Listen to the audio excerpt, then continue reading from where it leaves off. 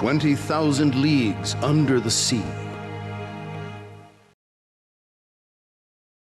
Let's go to the library. Let's see a slideshow. 20,000 leagues under the sea.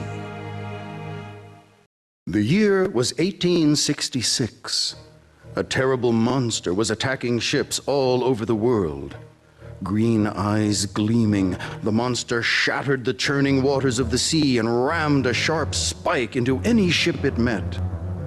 Wounded beyond repair, boats plunged beneath the dark waves, lost forever at the bottom of the sea. A great crowd gathered to watch the USS Lincoln sail out of New York Harbor. The air rang with cheers as the big ship, the flag of the United States rippling proudly from her mast, cruised past the beach and sailed into the cold, dark waters of the Atlantic. USS Lincoln sailed for many months, but it caught sight of not a single monster. Then, just as the professor and Beth thought they would never see the mysterious creature, one of the sailors let out a cry, "The monster!" Everyone stared in horror as an enormous creature raced beneath the waves, heading straight for the ship. Faster and faster the monster sped toward the ship. Guns blazed from the Lincoln with no effect as everything they fired at the monster bounced off the creature's skin. Suddenly there was a terrible crash. The monster had struck the ship. Unable to hold on, the professor, Beth, and the ship's harpoonist, Ned Land, tumbled helplessly into the water. Gasping for breath, the professor and Beth struggled to the surface of the dark sea. There they found Ned clinging to some scraps of wood floating in the water. By now, the USS Lincoln was far away, leaving the three stranded in the cold Atlantic. "What will happen to us?" the professor wondered.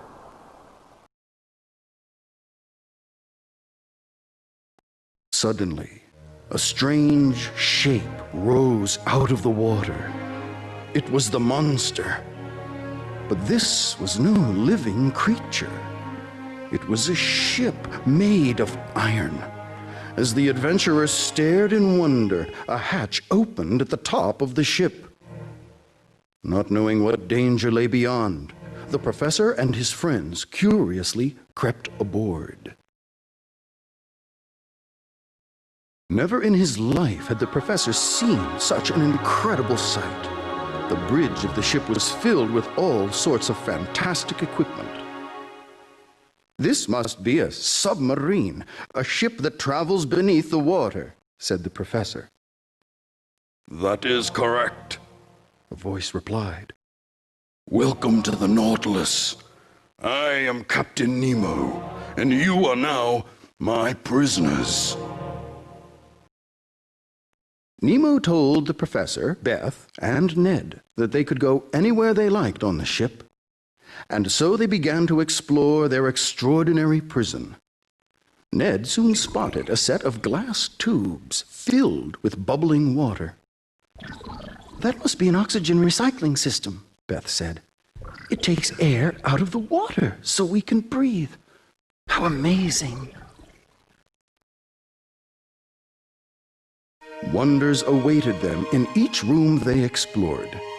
The adventurers found themselves in an art gallery filled with priceless treasures from all over the world. Some of the paintings had disappeared years ago, lost beneath the sea in terrible shipwrecks. The world thought these riches were gone forever. Instead, they were all here on the Nautilus.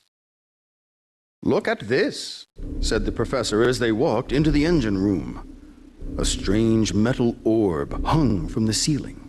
It pulsed with a luminous red glow and ticked like the beating of a heart. "This is indeed the heart of the ship," said the professor.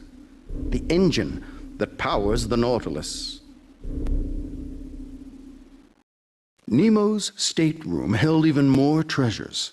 Thousands of books lined one wall, more books than the professor had ever seen before. An enormous pipe organ stood at the far end of the room. The visitors' feet sank deeply into the plush carpet as they walked over to get a closer look. "It's an underwater palace," an awestruck Ned whispered. A few days later, Nemo invited the professor, Beth, and Ned on a walk beneath the sea. Sunlight from above dappled the sea floor, sparkling on a strange forest of ferns and coral reefs. Brightly colored fish and other sea creatures swam past, staring curiously at these visitors from another world.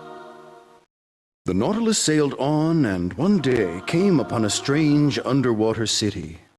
Fallen buildings and ruined towers rose from the sea floor, shadowed by a glowing red volcano towering above them. "This is the lost city of Atlantis," Nemo said. "Atlantis and all its secrets were buried beneath the waves 9,000 years ago." Many dangers lurked beneath the sea. As the Nautilus traveled on, no one noticed the monstrous shape that was trailing behind it. Suddenly, the monster, a giant squid, attacked the ship, wrapping the sub in its powerful tentacles. As everyone on the ship screamed in terror, the monster began to squeeze. Slowly, the giant squid lifted the helpless ship into its gaping mouth. "It's trying to eat us," the professor screamed. The sub thrashed in the squid's slimy tentacles, tossing its passengers from one side to the other. There seemed to be no escape. Nemo raced to pull a lever on the wall. "I will electrify the surface of the ship," he cried. "That will surely scare the creature away." Everyone watched breathlessly as Nemo pulled the lever. The air crackled with bolts of electricity, and a strange glow filled the air. But the monster did not stop. Ned pulled on his diving suit and grabbed his harpoon loaded with explosives. "I will destroy the monster," he promised. As his friends watched, brave Ned swam into the creature's mouth and flung the harpoon as hard as he could. The dynamite-loaded spear stuck fast to the roof of the squid's mouth. Ned barely made it back inside the Nautilus before the ocean was rocked by a tremendous blast. The professor and Beth flung their hands over their eyes as a brilliant flash lit the ship. The monster howled in pain, flung backward from the force of the explosion. The Nautilus was free.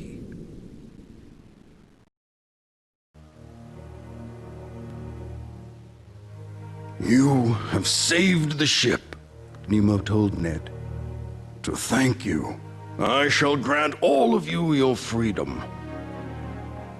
He led the travelers to a rowboat and launched them from the side of the Nautilus.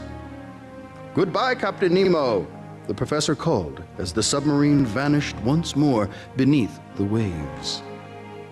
Their extraordinary adventure was over.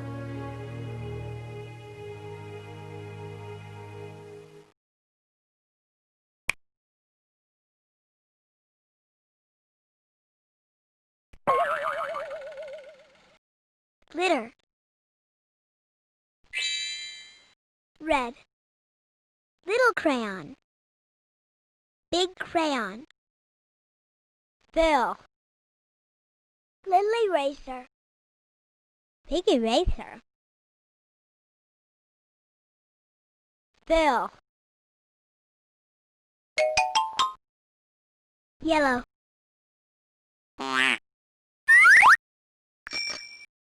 Light green.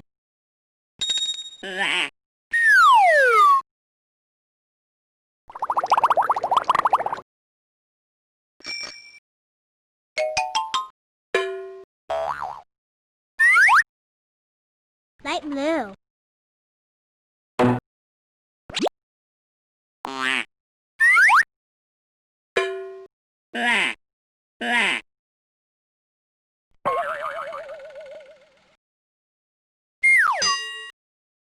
Olive green. Apricot. Tumbleweed. Mulberry.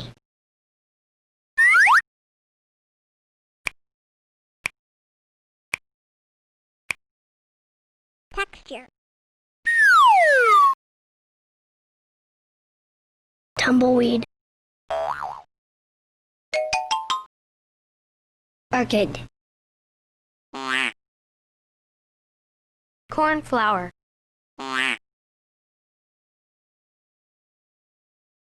Do you want to save your picture in the scrapbook? It's in the scrapbook.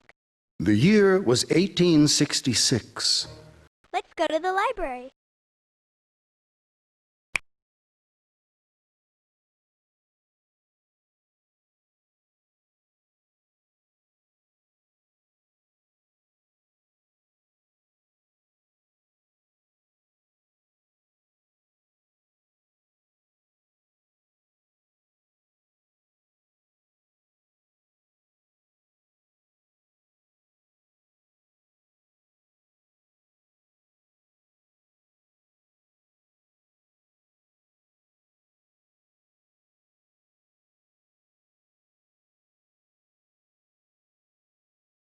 Do you really want to exit?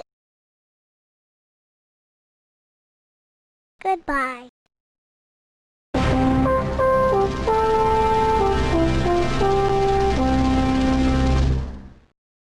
See you later.